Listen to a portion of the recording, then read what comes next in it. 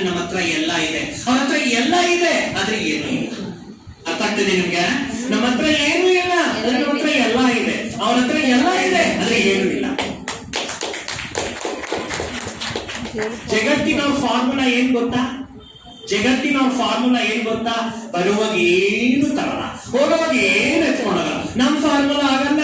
ಬರುವಾಗ ಫುಲ್ ತಗೊಂಡ್ ಬರ್ತೀವಿ, ಹೋಗುವಾಗ ಫುಲ್ ಒತ್ಕೊಂಡು ಹೋಗ್ತೀವಿ. ಹೌದಾ ಇಲ್ವಾ? ಆತ್ಮ ಸತ್ಯದಲ್ಲಿ ಬರ್ಬೇಕಾದ್ರೆ ಭಾಗ್ಯ ಇರೋದಕ್ಕೆ ತಾನೆ ಅಂತ ವೈಭವನ ಅನುಭವಿಸುತ್ತೆ. ಮತ್ತೆ ಇಲ್ಲಿಂದ ಹೋಗ್ಬೇಕು ಅಂದ್ರೆ ಇಷ್ಟು ಭಾಗ್ಯ ಮಾಡ್ಕೊಳ್ಳೋದಿಕ್ಕೆ ತಾನೆ ನಾವ್ ಇಲ್ಲೆಲ್ಲ ಬರೋದು.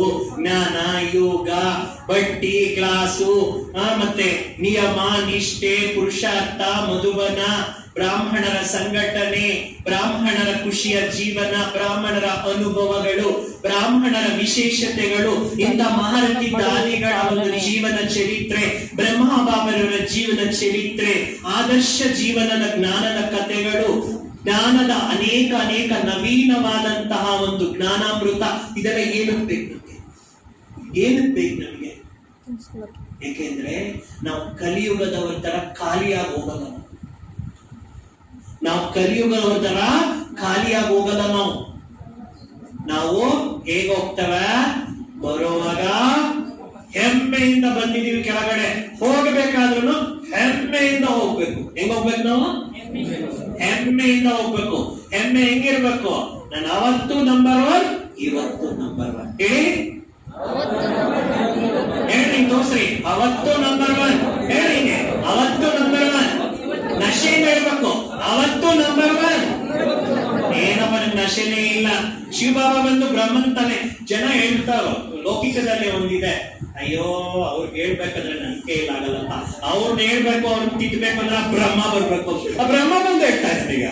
ಇವಾಗ್ಲೂ ನಾವು ಕೇಳಲ್ಲ ಆದ್ರೆ ಏನ್ ಹೇಳ್ಬೇಕು? ಈಗ ಹೇಳ್ರಿ, ನಂಬರ್ 1 ಆಗಿ ಕೇಳಕ್ ಬಂದಿದ್ದೆ, ನಂಬರ್ 1 ಆಗಿ ಪಾತ್ರ ಮಾಡ್ತಾ ಇದ್ದೀನಿ, ನಂಬರ್ 1 ಆಗಿ ಹೋಗ್ತೀನಿ. ಈ ನಶೆ ಸಪ್ಪೆ ಕೂತ್ಕೊಂಡು ಸಪ್ಪೆ ಜ್ಞಾನ ಕೇಳೋದಿಕ್ಕೆ ಇದು ಏನ್ ಆಕೃತಿಯನ್ನು ಬಂದ್ಬಿಡ್ತಾನೆ. ಸಪ್ಪೆಯಾಗಿ ಕೇಳೋದಿಕ್ಕೆ ಇದೇನಿದು ಹರಿ ಕತೆ ಅಲ್ಲ. ಇದು ಹರಿ ಕತೆನಾ? ಇದು ಹರಿ ಕತೆನೂ ಅಲ್ಲ.